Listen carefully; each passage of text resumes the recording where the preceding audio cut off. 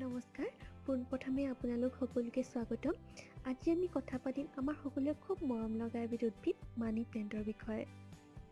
মানি প্লেণ্টৰ variety আচলতে বহুত আছে, কিন্তু মোৰ ওচৰত থকা বৰ্তমান দুবিধেই মই আপোনালোকৰ আগত দেখুৱাইছোঁ মই কেনেকৈ ৰাখিছোঁ। এইজোপা সচৰাচৰ দেখিবলৈ পোৱা গল্ডেন পথছ আৰু এইজোপা মাৰ্বল কুইন মানি প্লেণ্ট। দুইজোপাই খুব মৰম লগা। এইবিধ আচলতে খুব সহজতে হোৱা উদ্ভিদ, বহুত বেছি ইয়াক যত্নৰ প্ৰয়োজন নাই আৰু ইমানেই জনপ্ৰিয় যে প্ৰায় সকলোৰে ঘৰত আছেই। আৰু যদি নাই, আপোনালোকে ভাবি আছে মানি প্লেণ্ট এজোপা অনাৰ কথা, তেন্তে আজিয়ে আনক।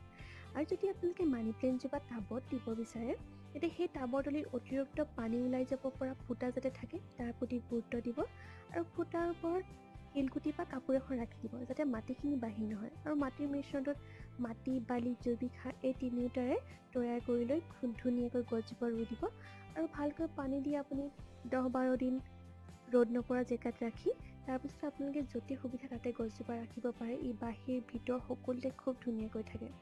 আৰু যদি আপোনালোকে কেতিয়াবা মানি প্লেণ্টৰ ডাল এটাও পাই আনিছে আৰু সেই সময়ত আপোনালোকৰ ৰুবলৈ সময়ৰ অভাৱ, তেন্তে আপোনালোকে পানীতে ৰাখি দিয়ক আৰু যেতিয়া সুবিধা আপুনি মাটিটো দিব পাৰে। আৰু যদি আপুনি বিচাৰে কেৱল পানীতে ৰাখোঁ, তেন্তে পানীটো ই খুব ধুনীয়াকৈ জীয়াই থাকিব। পানী দিলে মাত্ৰ দুটামান কথা মনত ৰাখিব, যাতে পানীবোৰ আপুনি এসপ্তাহৰ মূৰত সলাই থাকেই আৰু লগতে পানীৰ পাত্ৰটোও ধুই দিব। আৰু পাৰিলে ডালটো যাতে পানীৰ পাত্ৰৰ তলিত বা অলপ ওপৰত থাকে তাৰ প্ৰতি লক্ষ্য ৰাখিব। তেতিয়া কেতিয়াও গছডাল গেলি যোৱাৰ ভয় নাথাকে। আৰু মাজে মাজে পানীৰে পাতবোৰত স্প্ৰে কৰি দিব, তেতিয়া মানি প্লেণ্টে খুব ভাল পায়। আৰু যদি আপোনালোকে লিকুইড ফাৰ্টিলাইজাৰ হিচাপে আপোনালোকে কলৰ বাকলি কেইবাদিনো পানীত তিয়াই থৈ সেই পানীখিনি ব্যৱহাৰ কৰিব পাৰে, তেতিয়া মানি প্লেণ্টৰ গ্ৰোথ খুব ধুনীয়া হয়। আৰু আপোনালোকে নিশ্চয় শুনিছে যে মানি প্লেণ্টৰ বহুতো ভাল গুণ আছে, হয়, কিয়নো এজোপা গছে আমাৰ মনলৈ সতেজতা আনি দিয়ে।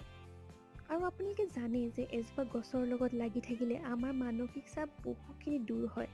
আচলতে চাওক, আপুনি এজোপা গছ ৰুইছে, তাৰ পৰা নতুন কুঁহিপাত মেলিছে, ফুল ফুলিছে, ই আপোনাৰ মনলৈ নিশ্চয় আনন্দ আনিবই। আৰু মন ভাল লাগি থাকিলে আমাৰ শৰীৰ ভালে থাকিব আৰু আমি তেতিয়া যোগাত্মক চিন্তা কৰিব পাৰিম, আমি ভাল কাম কৰিবলৈ প্ৰেৰণা পাম।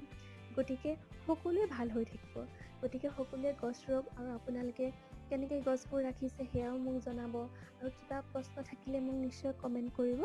আৰু আজিলৈ ইমানেই, ধন্যবাদ।